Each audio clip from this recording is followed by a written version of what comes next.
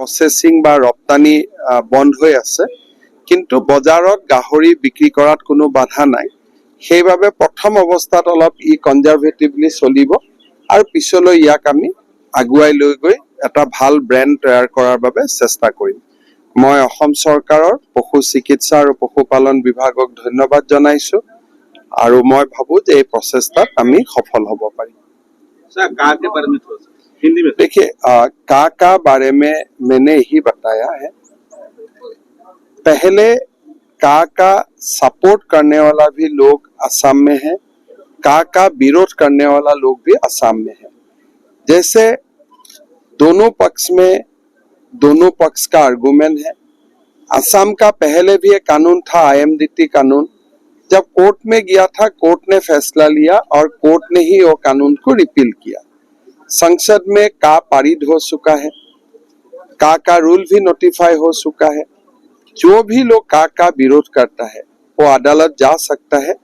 असम का स्थिति और असम का हालत खराब ना हो और असम एक पीसफुल स्टेट बने रहे, यही हमारा लक्ष्य होना चाहिए और इसी दिशा में मैं सबको आगे बढ़ने के लिए अपील भी कर रहा हूँ। नहीं, ইলেকশ্যনৰ প্ৰভাৱ পৰিব কি, যিসকলে এই আইনৰ পৰা সুবিধা পাম বুলি ভাবে তেওঁলোকে হয়তো বিজেপিক বেছিকৈ ভোট দিব। গতিকে তাতকৈতো বেলেগ প্ৰভাৱ একো নাই। আৰু মই অলপ আগতে কৈ আহিছো যে লোকসভাত গৃহীত হোৱা, ৰাজ্যসভাত গৃহীত হোৱা 2.5 বছৰ হৈ গ'ল। এতিয়া ৰুল নটিফাই হ'ল, এতিয়াতো আৰু বিৰোধ কৰি লাভ নাই। কোনোবাই যদি বিৰোধ কৰিব লাগে কোৰ্টতে আমি কৰিব পাৰো। সাপোৰ্ট কৰা মানুহে আদালত যাব পাৰে, বিৰোধ কৰা মানুহে আদালতত যাব পাৰে। আৰু 45 দিন, 1 মাহ 2 মাহৰ পিছত আমি গমেই পাম কিমান মানুহে আবেদন কৰিছে। ইমান দিন আন্দোলনকাৰী সকলে কৈ আছিল 20 লাখ আহিব, 50 লাখ আহিব, ট্ৰাকেদি মানুহ আহি পালেই 1 কোটি মানুহ আহিব। দুদিন পিছততো সংখ্যাটো আমি সকলোৱে গম পাম।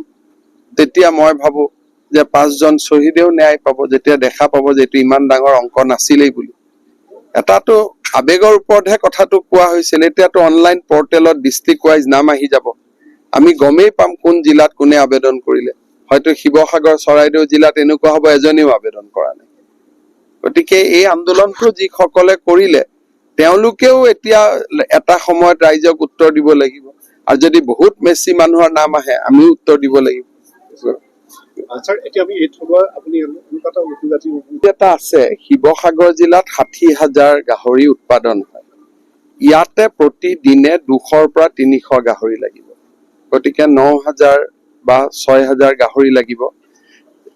প্ৰথম অৱস্থাত অলপ অসুবিধা হ'ব। লাহে লাহে আমি কেপটিভ ফাৰ্মিং কৰাই ওচৰৰ ৰাইজক ভাল কোৱালিটিৰ পোৱালি দি তেওঁলোকৰ পৰা এটা মিনিমাম সাপোৰ্ট প্ৰাইচ দি কিনা, যেনেকে ধান কিনো তেনেকে গাহৰি কিনাৰো ব্যৱস্থা এটা ল'ব লাগিব, যাতে মানুহে এটা গাহৰিৰ উপযুক্ত মূল্য পায়।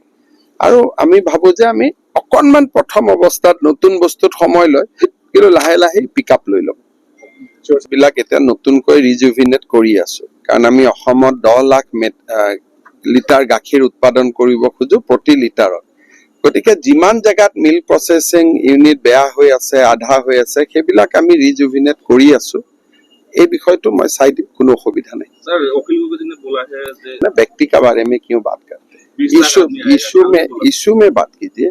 अगर 20 लाख नहीं आएगा तो 45 दिन का बाद लोग उनको पूछेगा ना, आपका ये जो आखरा था वो कहाँ से मिला है। तो, नहीं वो छोड़ दीजिए ना, ये क्यों हमें क्यों प्रभु करना जरूर